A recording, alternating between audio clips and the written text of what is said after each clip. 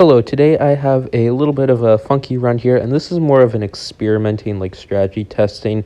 I'm just testing out some stuff with the Beast Handler, particularly the top path orca today, and I'm going to be probably doing some more videos on the orca in the near future because I wanted to try out some better options that will probably work out a lot better, and better maps too, because I'll talk about that later. But anyways, this is just going for the degree 64 orca with a pirate lord on #ouch.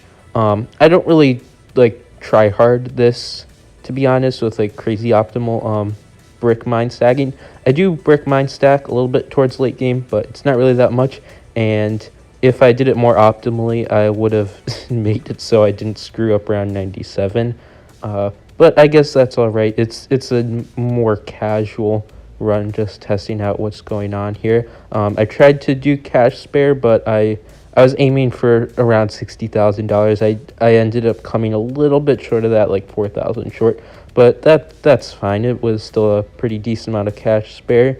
And one thing to note also is that the last time I used Brickle on this map, well, not Brickle. Last time I used the Pirate Lord on this map, that was when I was doing the LCC, #ouch LCC, which was quite a challenge. But since then, Pirate Lord has been nerfed. Also, the easy downdraft stalling has been nerfed. You kind of have to do something a little different. There is stalling with the bird, the Gray Falcon, but I really cannot get it to work that well. Some people have. It's a bit easier, I guess, with different types of setup, like if you're running P-Spike or something, but it's just not been something that I've been able to pull off in games like this. So anyways, I did this stall with a main mob, which worked out pretty good because I stalled literally all the rounds that I needed to stall. And for DDTs, you just put main mob on strong, and that basically removes the need for Sabo or a second Snorm of any kind, which is pretty cool. So yeah, that worked out. Not crazy. I got the mines up where I needed them, and it worked out pretty well. But anyways, Pirate Lord has been nerfed. It is significantly weaker than it was before, but it went from being overpowered to strong, I guess. Still very strong. Does a ton of damage, and this is without overclock being applied to it. If you had overclock in this setup, it would be a lot stronger. I did not get it because I was able to squeeze through without it, but yeah, that's fine. So anyways, going on to the orca, I guess I'll talk about this now.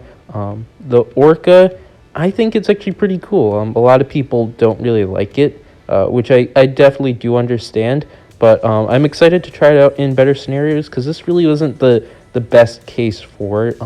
You're using a burst damage hero, which doesn't really pair well with the orca, which is a high single target damage. So basically, you want to pair something with the orca that cleans up really well, and that also takes care of DDTs, and I guess you'd have something for round 100 too. Orca does a little bit on round 100, but it's not a lot.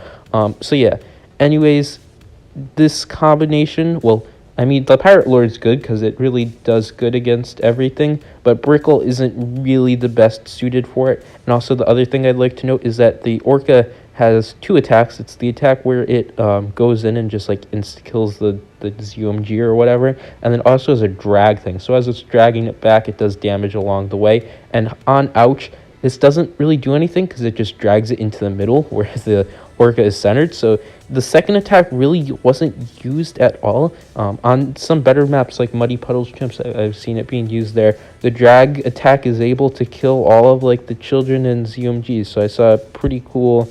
I'm not sure if it's the current LCC. Actually, probably not if someone did a Corvus one. But pretty a lot of cash spare on Muddy. I might link that in the description. You could check it out if you want. So yeah, it's pretty good on certain maps, and I'm excited to try it on maps that it would work better on, and heroes that it would work better with. So I'm thinking of doing a funky Flooded Valley one, just something a little bit more interesting. I'll try to probably go for cash spare on that, but it probably won't be that high. But I'm probably going to do it on an easier map too, and then try to get a boatload of cash spare. So yeah, that's going to be pretty funky.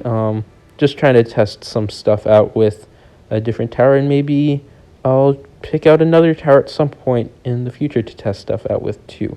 So yeah, that's really it for today. Goodbye, and enjoy the rest of this run.